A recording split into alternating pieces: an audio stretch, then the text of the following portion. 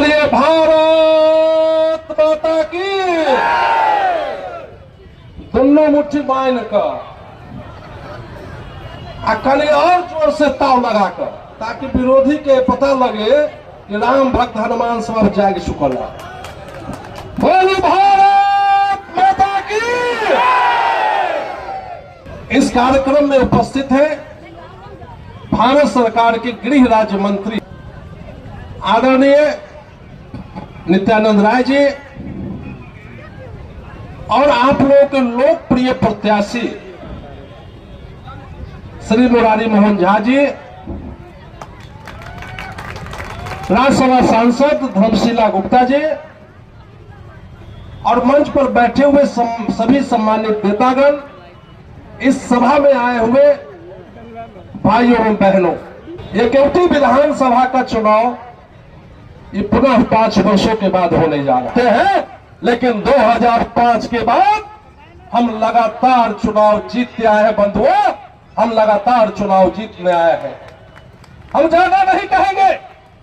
जो चुनाव लड़ रहा है 2015 में यहां से विधायक हुआ था, लेकिन भाइयों बहनों 2020 के चुनाव में केवटी की धरती को छोड़ के चला गया था।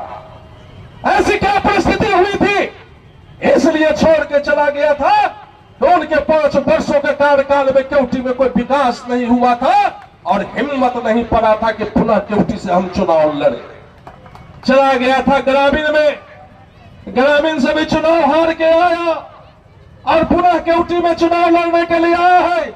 चुनाव लड़ने का उसका एक ही आधार है, क्योंकि यहाँ मुसलमान भाइयों की संख्या अधिक है।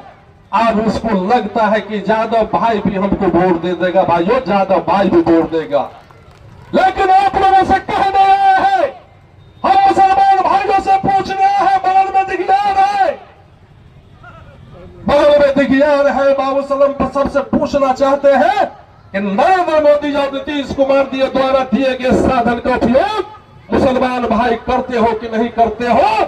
अगर करते हो तो भारतीय जनता पार्टी को वोट क्यों नहीं देते हो? हम सवाल करने आए हैं।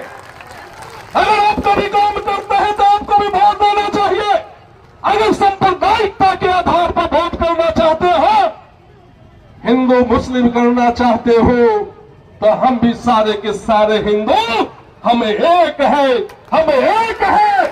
हम इस लड़ाई को निश्चित रूप से जीतेंगे बंधुओं। और अंत में कह देना चाहते हैं, यह कौन चुनाव लड़ रहा है? लोकसभा के चुनाव में इनके पिता अली अशरफ फातिमी हरा मुरेठा बांध के घूम रहा था। कैसा मुरेठा था?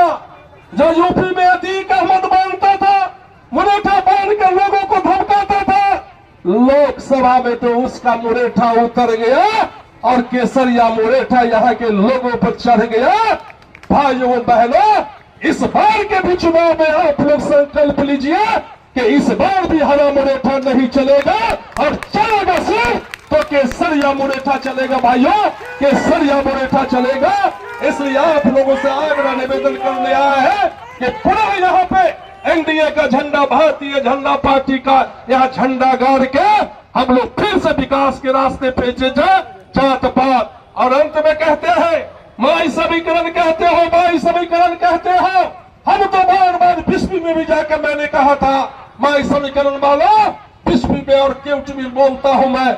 अगर माई समीकरण की बात करो तो बिस्मी हो या केवटी में हो, राजद के